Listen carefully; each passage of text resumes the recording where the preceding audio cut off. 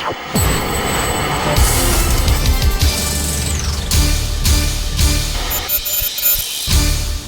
I'm Jerry Kenny, and thanks for joining us for this edition of America's Survival TV on Roku. Tonight we'll talk about Pope Francis's planned visit and his speech before a joint session of Congress. And to introduce our guest, we'll go to Cliff Kincaid in Washington, D.C. Jerry, thanks a lot. We've been continuing our focus on what's happening inside the Roman Catholic Church. Our guest tonight is Catholic writer Vic Bierseth, who runs the website CatholicAmericanThinker.com. We had Vic on our show last August to talk about one of his excellent pieces entitled, "Is the Pope a Communist?" And Vic wrote at the time, his conclusion was, quote, "I'm afraid it is true. Pope Francis is a Marxist. George Soros is probably celebrating. So is Bill Ayers, Francis Fox Piven, and especially Comrade President Obama, peace be upon him." Vic concluded also, though, we will get through this and we will be stronger for it. Well, ladies and gentlemen, since we talked to Vic last August, things have gotten, you might say, even worse inside the church, because Pope Francis, who had by that point issued a number of denunciations of capitalism, has since met with the communist dictator of Cuba, Raul Castro, inside the Vatican.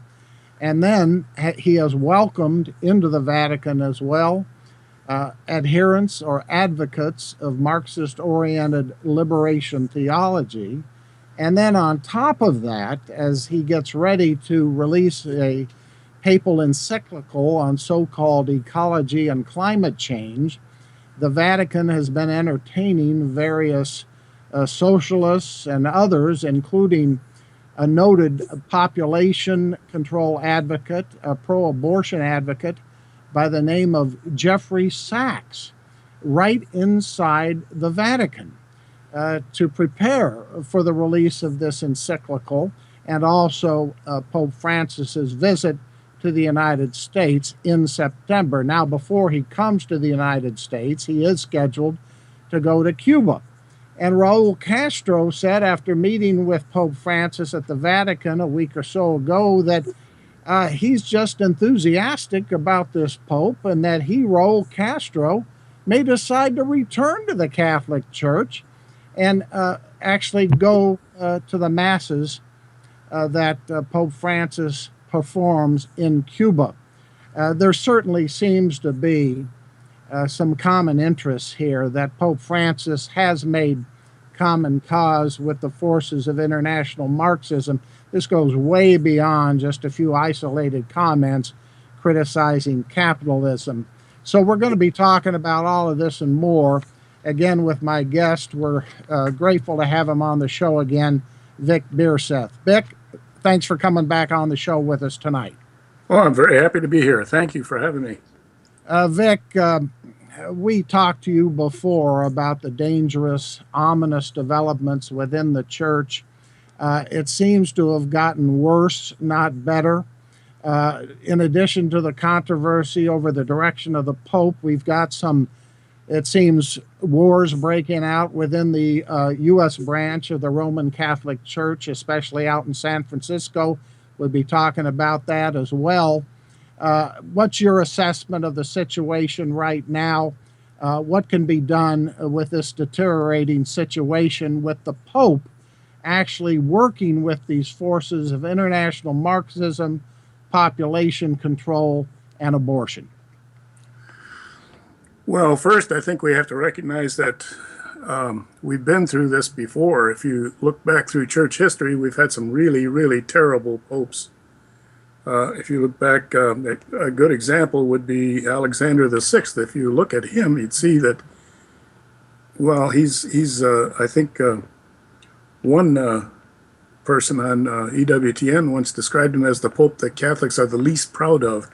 He was a terrible man, but we got through that. And in his whole pontificate, he never taught error on faith and morals. He never betrayed the original doctrine that was handed on by Jesus Christ and his chosen apostles.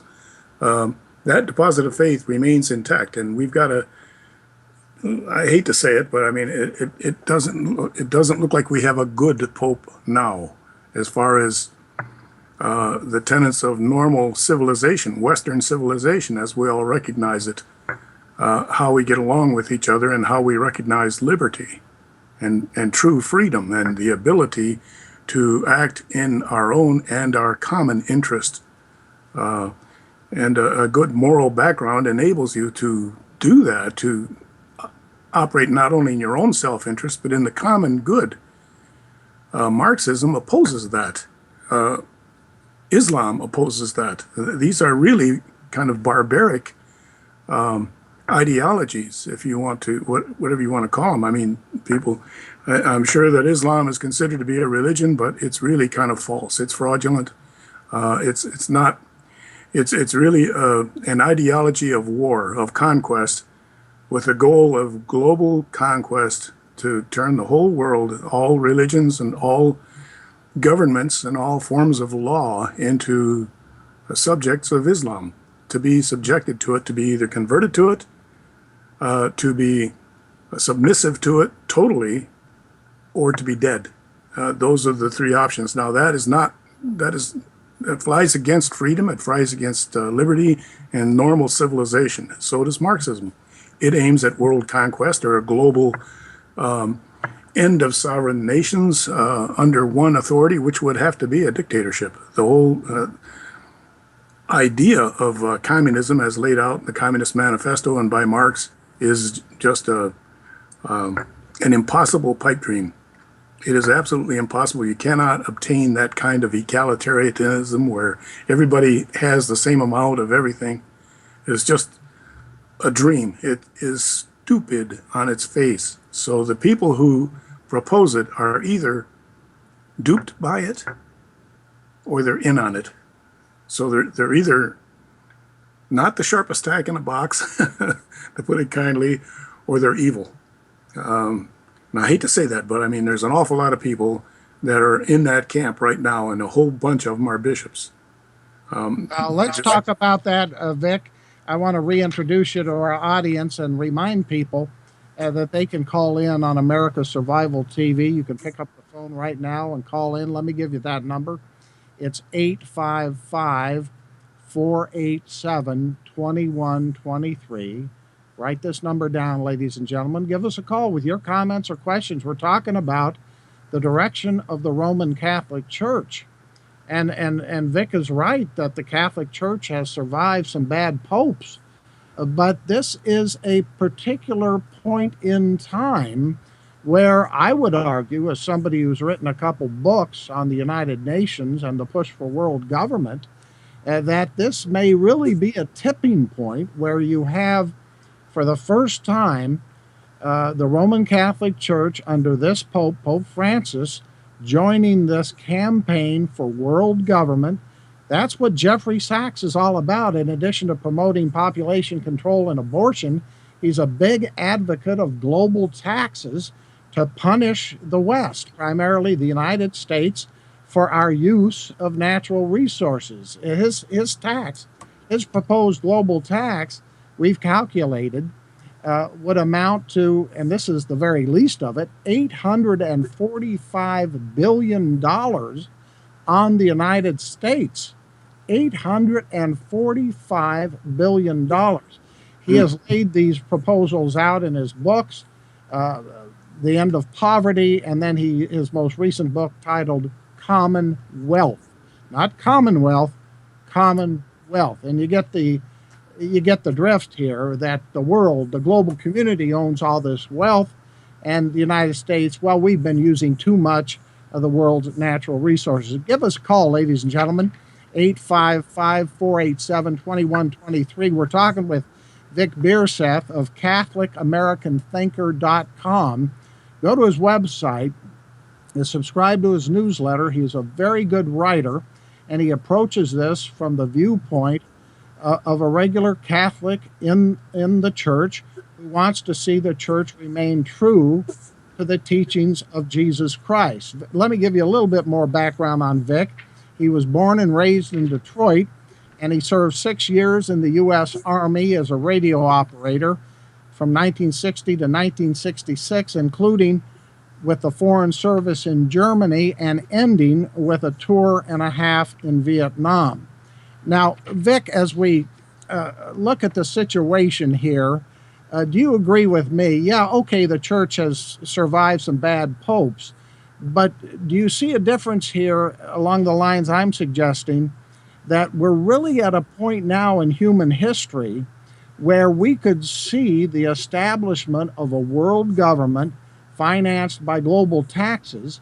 And do you think perhaps the Pope sees himself perhaps exercising some influence over this, and that explains his role in making agreements with, hobnobbing, rubbing elbows with the likes of Raul Castro and Barack Obama? Well, yeah, it looks like that is the ultimate underlying theme of what he seems to be trying to do. Because, I mean, you look at his words that he said over time, it really all amounts to that. The United Nations, I think most of the membership is, if it's not Marxist, it's Islamic. Yes. It's basically and fundamentally anti-American, because what they're opposed to is capitalism, and that's basically, we are the center of capitalism in America.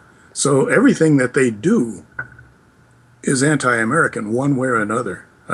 There's an alliance, an uneasy alliance between Marxism and Islam. They've united before against the common enemy, which is us. And, they alternate between, they have a love-hate relationship. Because Marxism is atheistic and Islam pretends to be a religion. At some point, they're going to go to war with each other, but not until they've, kind of destroyed their common enemy. And the United Nations is the perfect vehicle to do that, because what are they? I mean, if you look at them, I mean, everything that they propose is nonsense on its face. I mean, all this nonsense about climate change and the environmental worries that they have, there's no science behind it.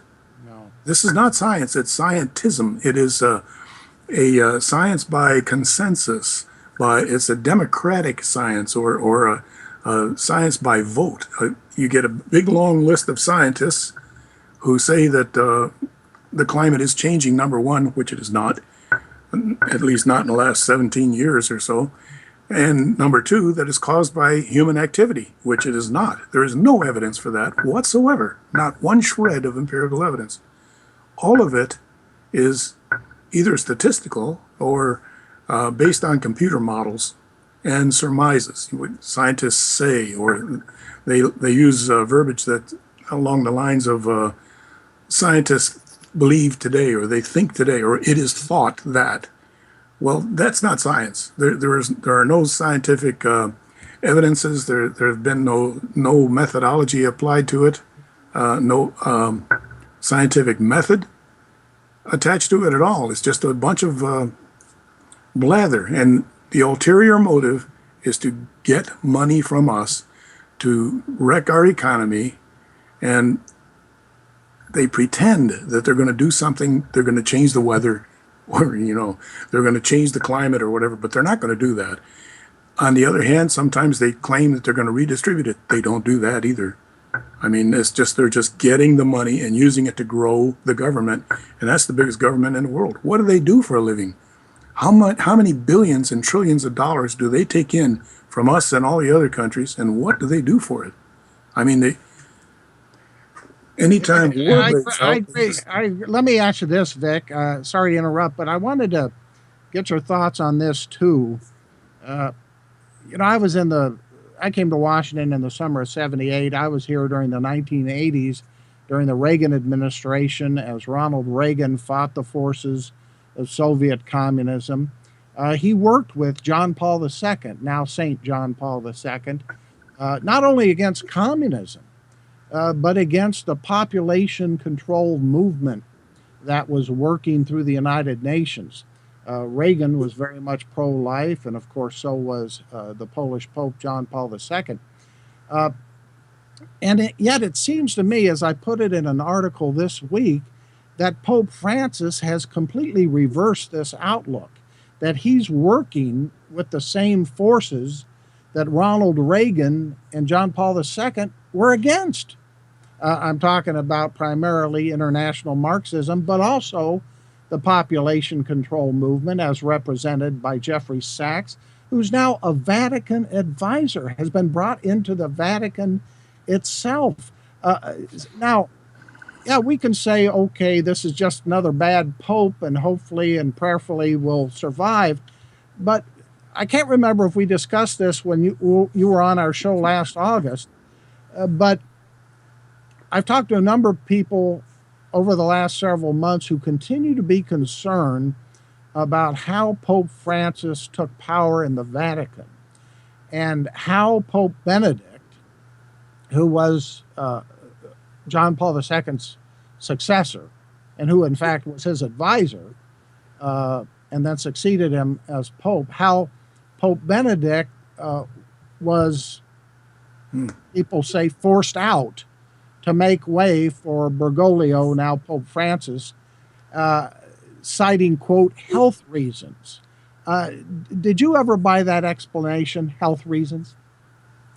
Well, there was always a question in my mind. I mean, I always kind of suspected there was some kind of intrigue or something going on, but I don't know what it is, and I can't really say. I don't have that kind of insight or information, but it seems that there was no real good reason for Benedict to step aside, in my view. I mean, he doesn't appear to be sick, and it makes me wonder if, there's another, one of the pages that I wrote on my website had to do with why communism was never brought up in Vatican II, why it was never mentioned in any of the documents.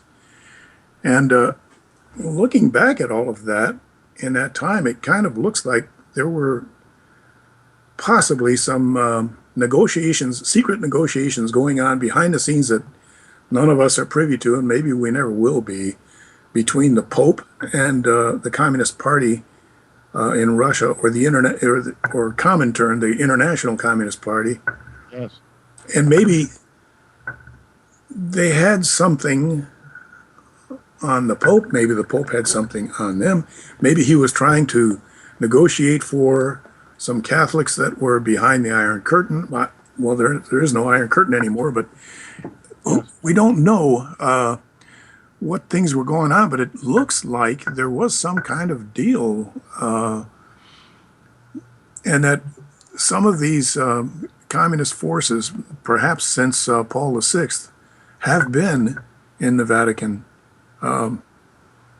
There's no way, you can only speculate about that sort of thing, but what makes sense? I mean, trying to think of that is very, very troubling. And Francis, I don't know, I can't imagine, it seems to me that John Paul the Great, he picked an awful lot of cardinals, and the whole goal of John Paul the Great and popes before him was to make sure that the church does not change, that the doctrine does not change. That's the most important thing, is to keep the doctrine secure and don't let anything change from the time of Christ. So he would pick conservative cardinals. But now, since all these goings on that have been going on, getting ready for this synod on the family and everything, you look at the makeup there, it looks like somehow that failed. I don't know if some of these cardinals were pretending to be good, conservative, devout Catholics, but in fact they weren't, or if somebody got to them, or I don't know. But you're right, it's a tipping point, and not only for the world, but for America. I mean, the church is going to come through this.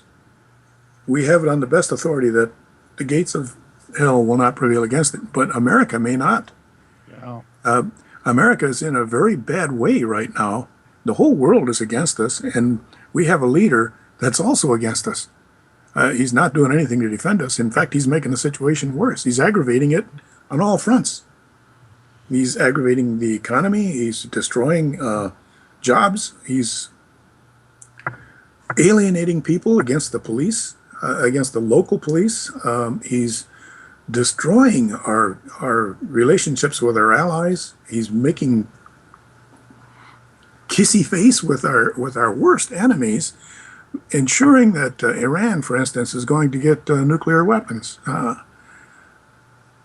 This can't end well for America.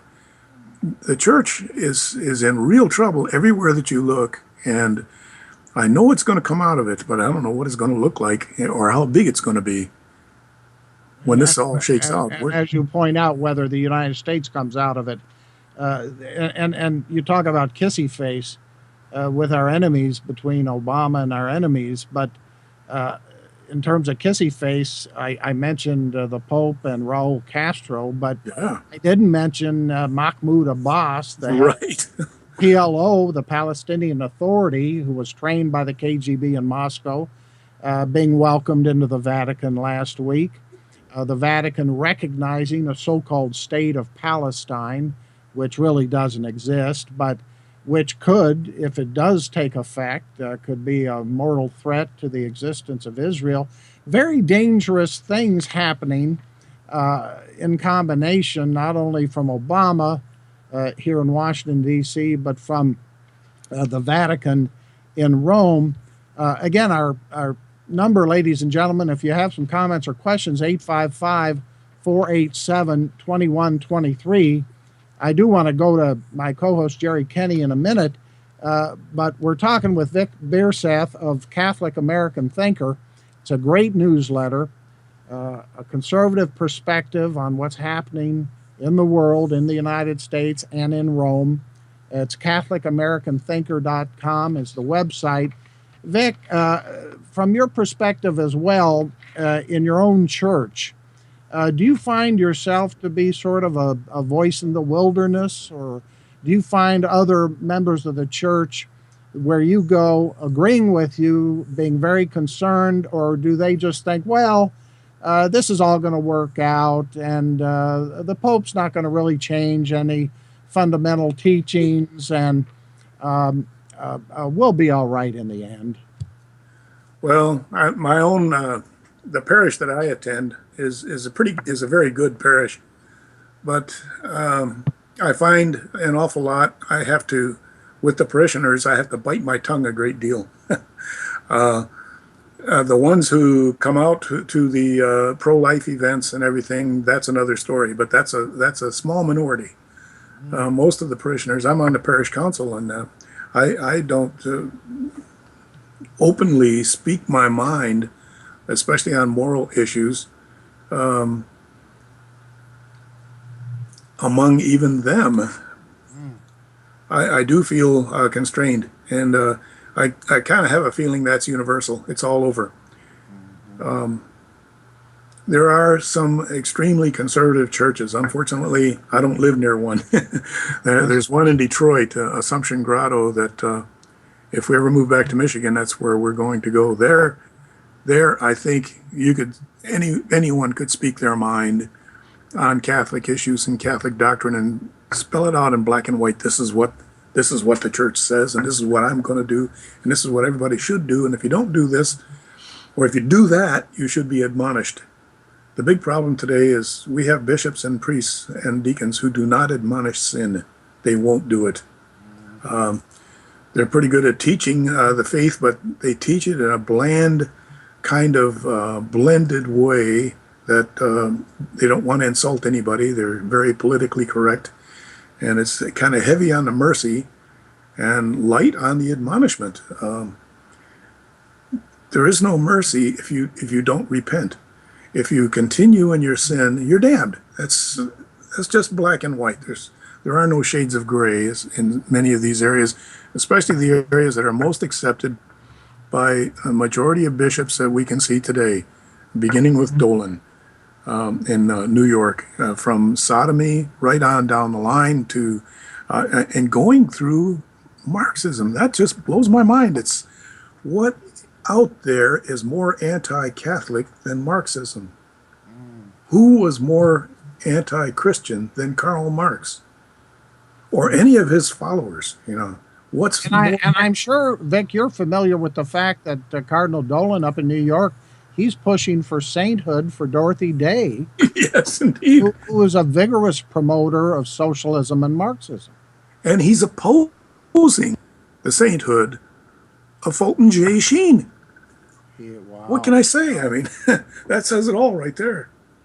And then let's talk about another situation which is getting some attention out in San Francisco, very liberal San Francisco, where the so-called progressives are targeting the Archbishop Salvatore Cordileone, who has tried to reaffirm Catholic teachings, has tried to reaffirm Catholic teachings generally, and also in the Catholic schools out there. And the, quote, progressive Catholics have targeted him viciously. Took out a full-page ad in the San Francisco Chronicle calling on the Pope to replace him, to get him out of there because he's too conservative. We were talking before we went on the air. I said it looks to me like a civil war in the church has broken out, and you indicated, well, maybe the war is over. Well, it kind of proves that the whole movement that they have, they claim that they're looking for freedom of speech, but they're opposing it. They are absolutely trying to restrict speech. If a Catholic bishop cannot teach Catholicism and Catholic teaching institution, if he can't even say that sodomy is a sin, and he can't restrict teachers from teaching the goodness of homosexuality and the acceptability, the social acceptability of homosexuality, that is our downfall. If a man will accept homosexuality, he'll accept anything. If you get people, the culture, and the culture has accepted it, if you get the larger culture to accept that, they'll accept anything, and they have. They're accepting abortion, which is really, what can I say? It's murder. It is murder on a massive scale, and these people think they are the moralists, and those of us who speak out against it, including this good cardinal in San Francisco, are damned by the larger society and even by members of their own church. Oh. This is not going to end well. I mean, and he's the only one. He's standing alone out there. Nobody is coming to his defense. When I say nobody, I mean no other bishops. There are no American bishops. There are no other bishops standing up and saying, look at this champion. Let's follow him and let's go and support him. They're not doing it. There might be some who agree with him, but they're not speaking up. It is very sad. This is an incredibly disturbing turn. It's tragic. Within the Catholic Church worldwide, but also here in the United States, as we talked about Cardinal Dolan, the Archbishop Salvatore Cordileone in San Francisco, now under a savage assault by self-proclaimed Catholics out there who want him to pull back from affirming the teachings of the church. I mean, these people, they could leave the church if they want to, but no, they're trying to take it over and run this conservative Catholic archbishop out, and they want Francis to replace him. These are incredibly perplexing. I shouldn't say perplexing. We should understand where all this is heading, but these are dangerous times for the church. And yeah, we can say, well, it's going to survive, but can the United States survive in the process? And where is this all heading? Ladies and gentlemen, my guest, Vic Bierseth of CatholicAmericanThinker.com.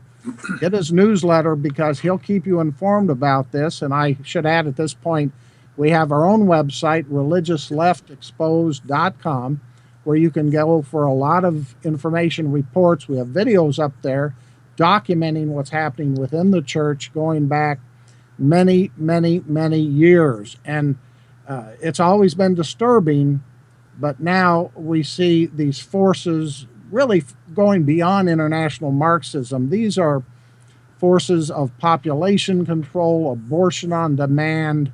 These are very dangerous people who now seem to have an influence over the Vatican itself. Jerry, any questions for our friend Vic? Yeah, I do. Vic, again, we want to thank you for joining us again. It's always an honor to have you on the program. Speaker Boehner invited the Pope to, I believe it's September the 9th, or I'm sorry, September the 24th, to address a joint session of Congress. This has never happened before. This is a first. And I find it interesting. I would think that if he would have invited the late Jerry Falwell or Pat Robertson or any other of many of the religious figures that we have today, there would be an outcry from the left about separation of church and state. I mean, you wouldn't hear the end of it, but am I the only person that finds the silence from the left on this to be rather interesting? I mean, is he one of them? Is this Pope a dupe or a fellow traveler? Or what are your thoughts on that? Well, that's sure what it looks like. I mean, he's given every signal that that's the direction that he's going, and that's the branch that he supports. He's right in line with all the things that Boehner, by the way, is in line with through his bipartisan support. Anytime you hear a Republican say that he's becoming bipartisan in order to get things done, you know that he's destroying the Constitution, because that's the only way that you can be bipartisan and cooperate with another party that is absolutely anti-Constitution, and that's what the Democrat Party is.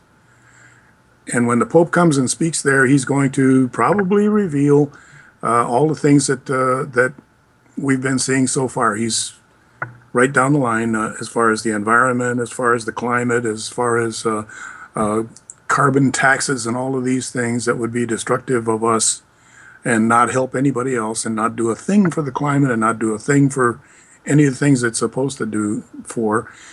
There's a warping here of two things, of Catholic doctrine on the one hand and of the Constitution of the United States on the other, and they both kind of go hand in hand.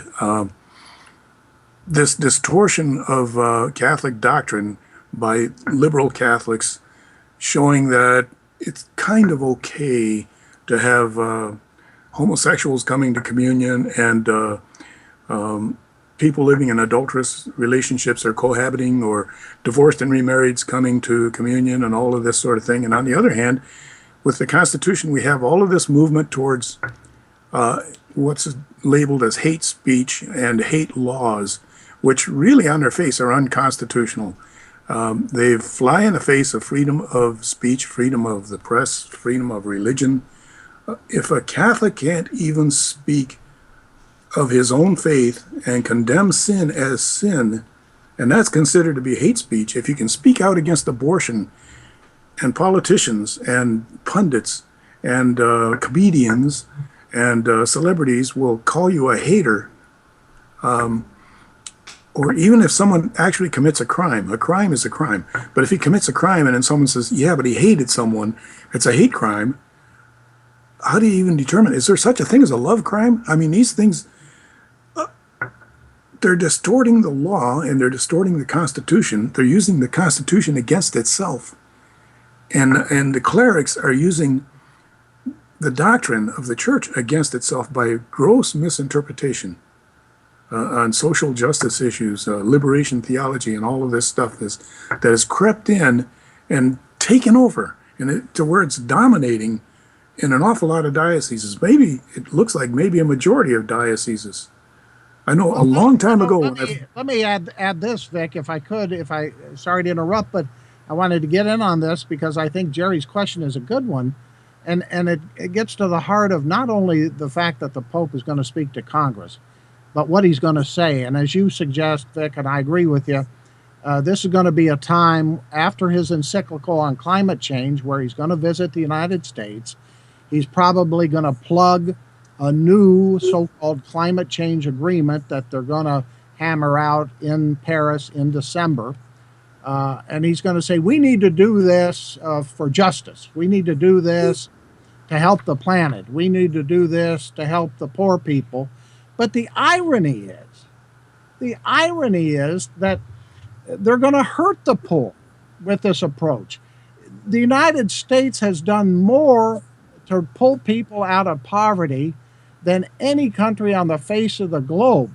And look what's happened in China. I'm not defending their one child per family policy or their communist government, but it's only because they've integrated some aspects of capitalism into their economy that they've been able to pull over 1 billion people in China really out of poverty. Maybe not a billion, but hundreds of millions of people have come out of poverty in China.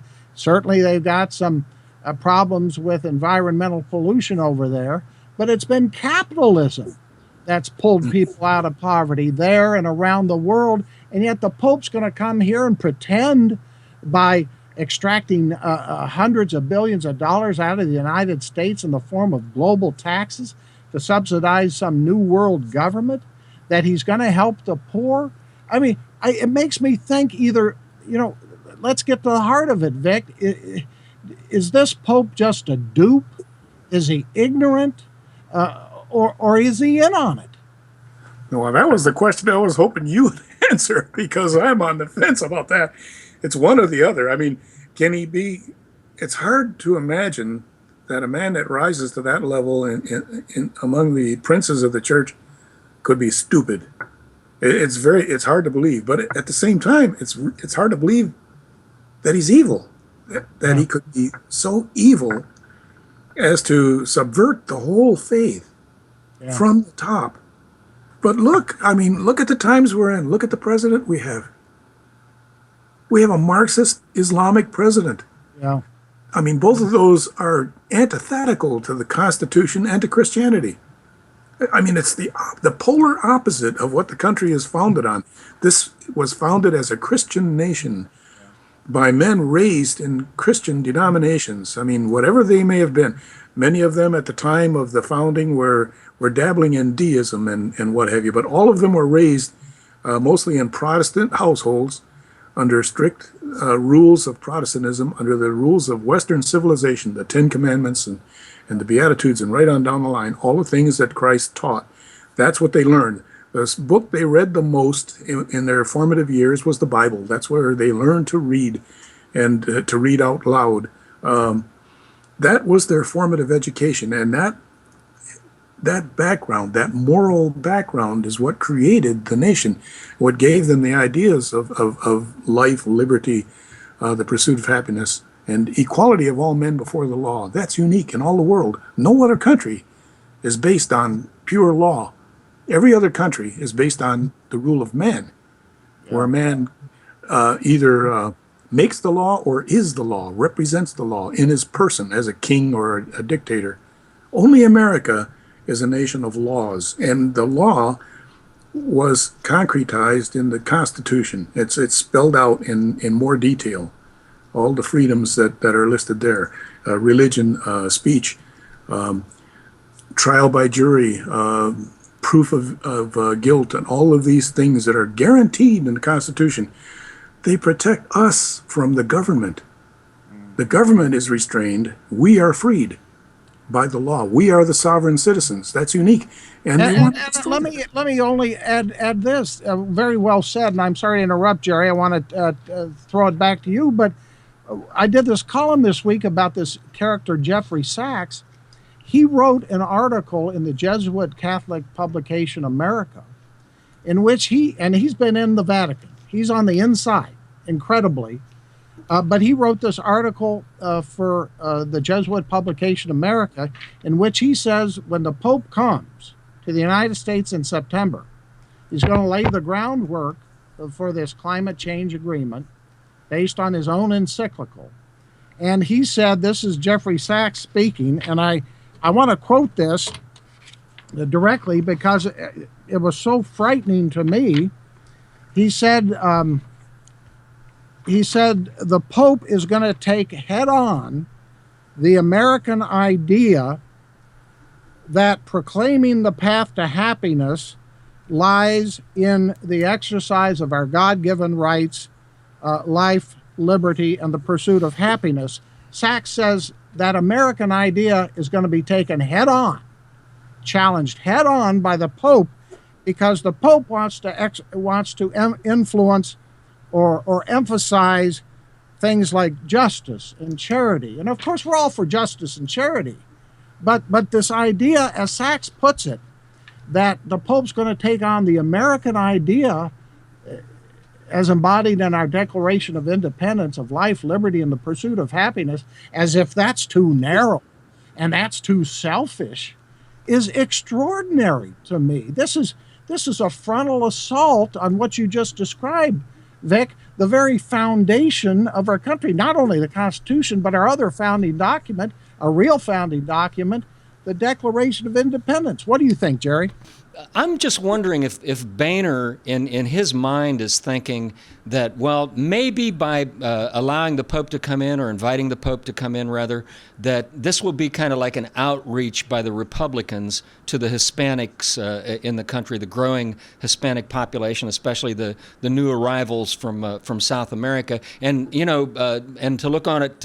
And again, I think this is something that will absolutely backfire on the Republicans when the Pope gets up and starts basically talking about redistribution and things like that. But, from Lenin all the way down to Saul Alinsky, almost everything I've ever read about how to spread Marxism is that they always say, always take the high moral ground.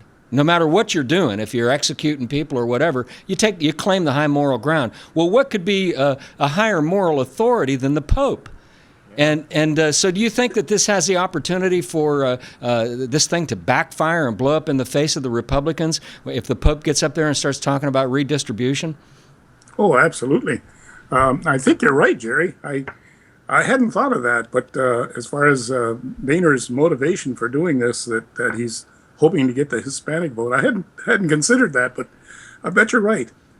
But yeah, that'll backfire in a big way, because really what the Pope would be arguing against if he took that ground would be nature.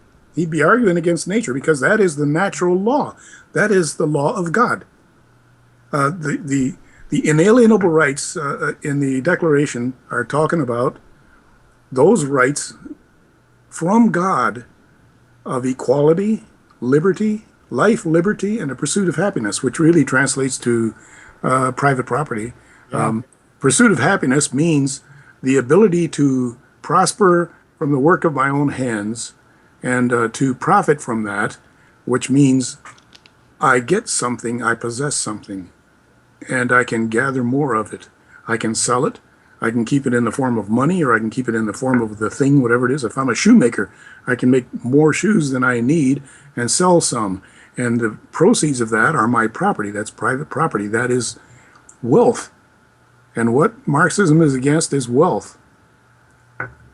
Localized. In other words, me owning it, or a person owning it. That's what Marxism is all about, getting rid of that and equalizing it. But they never do. They never do. It's a lie.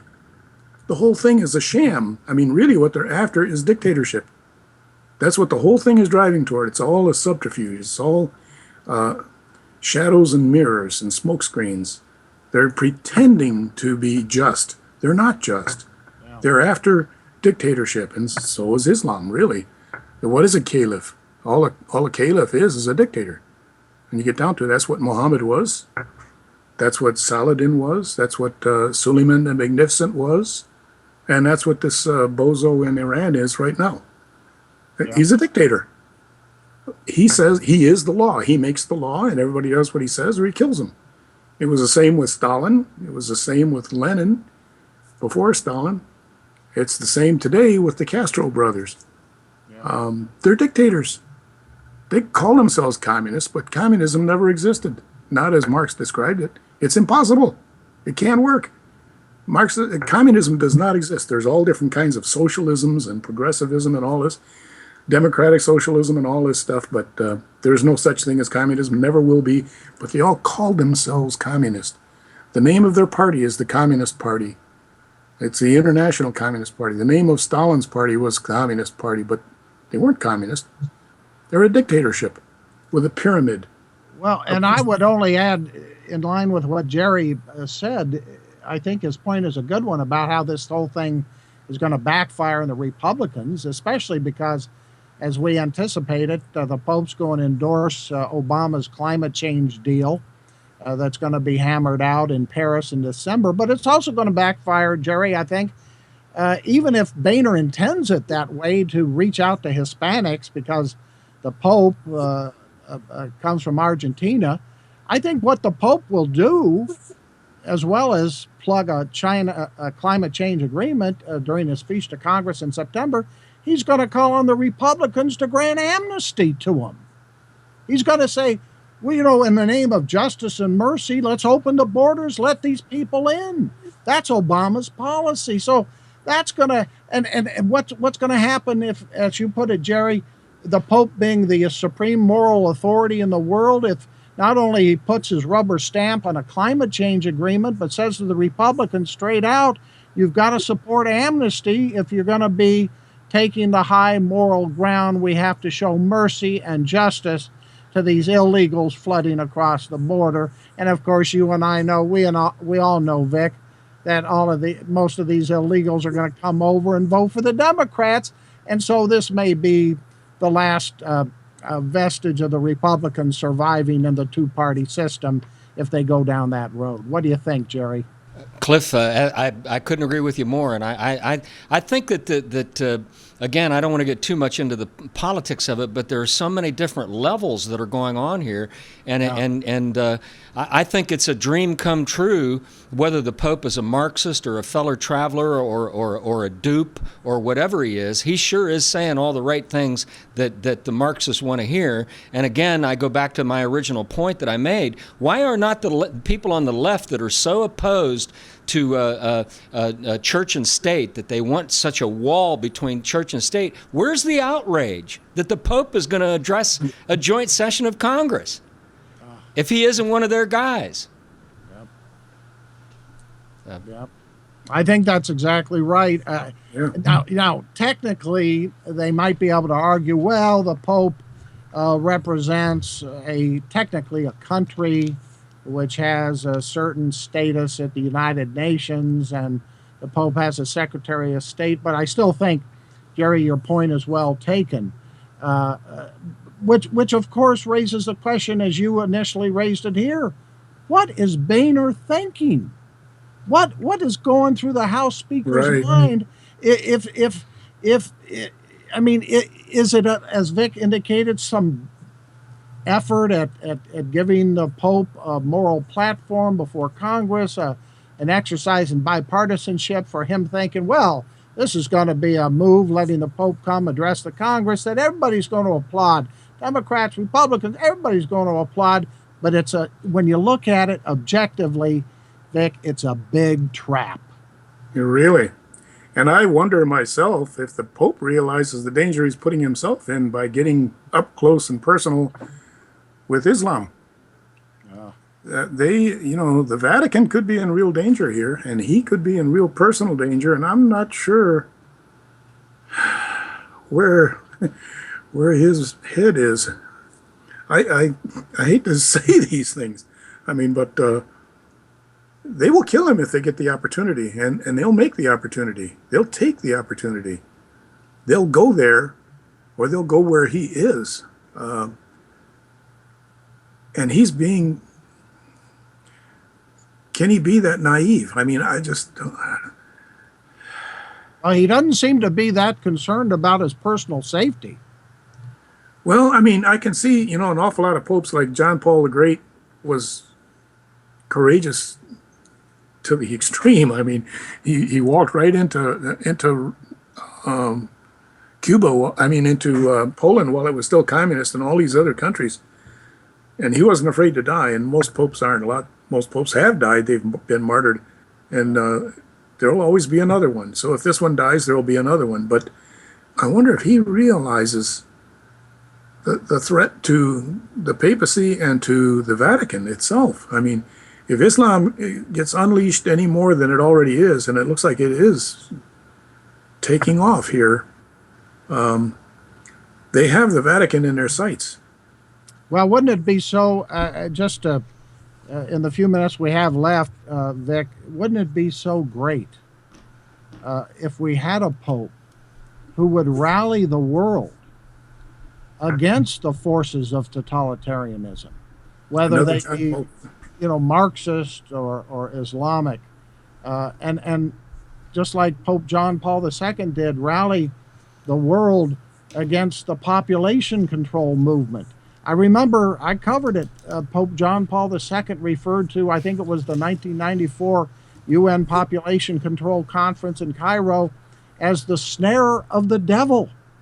I mean, we need that kind of talk coming out of the Vatican, coming out of the Pope, and instead we get meetings with Mahmoud Abbas of the PLO and Raul Castro, and then we get Jeffrey Sachs, the ardent population control advocate and abortion proponent, being invited into the Vatican.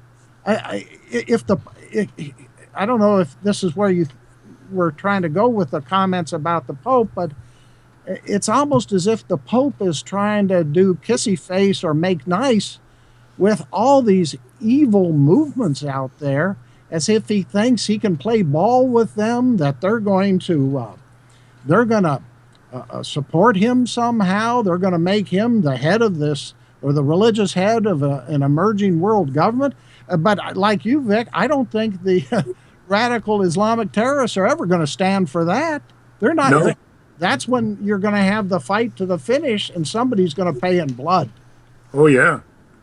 And the worst thing about it is that all of these movements he seems to be enthralled with, from environmental control to and all the fossil fuels and all these things that the left is trying to kill. Seems to be in favor of, and none of them have any science behind them. We're not running out of fossil fuels. We're not polluting ourselves to death. We're not warming the climate or doing anything to the climate whatsoever. And the population is not a problem and never was. We don't have a population problem.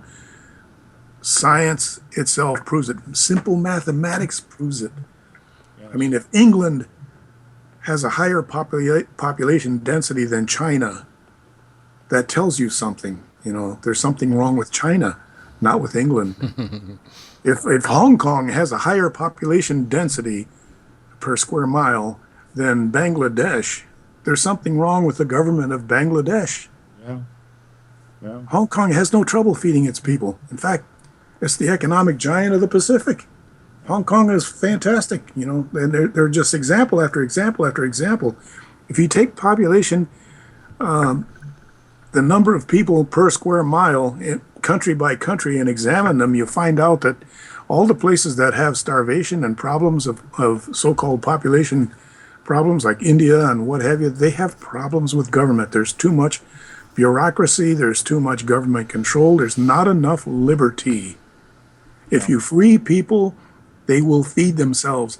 If you liberate people, they will make wealth. The only source of wealth is the citizen. Yep. A free citizen. If he's free to do it, he'll do it. If he's left to his own devices, he'll make things, and he will prosper. By the work of his own hands, he'll do it. And we've done it here. And I mean, that was the demonstration that just rocked the world when America took off. The first 100 years or more of our history, we were the greatest economic engine the world has ever seen. We became so great in such a short span of time, and everything in the world is aiming against that. Marxism is aimed exactly at that. We are the enemy that Marxism puts in their first sights, and the same thing with Islam. We are the great Satan. Yeah. Israel is the little Satan. We are the great Satan because we're so successful. We're so free. But the problem is when the church goes down like it has been and is, yeah, all of this depends on morality. You have to have a moral citizenry. If we're not moral and we're not smart and we're not educated in the classical sense of that, scholastic education, and moral in the Judeo-Christian sense of that term, then it's all lost. And that is the real danger. The morality of the American people is in a nosedive. We're becoming a crude and depraved people when we have this kind of abortion and contracepting ourselves out of existence. That is the population problem. If we were reproducing, if we were having large families, we wouldn't be worrying so much about Medicaid and Medicare and Obamacare and all of this stuff, because if you have enough children, some of your children are going to take care of you if they're moral. Yeah. That used to be the retirement plan. It's large families. Yep. Some of your kids are going to take care of you when you're old, and some of their kids are going to take care of them when they're old, and that's the way it always was. And there was nothing wrong with that. And now it's everybody's scattered to the four winds. Everybody has their 2.3 children, and they are off doing their own thing. They don't even see mom and dad.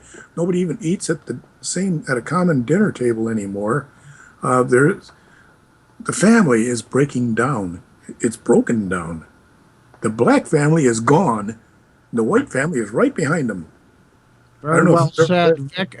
We've got to wrap it up, but so excellent and on point what you said. We need moral leadership in our families. We need moral leadership in our churches.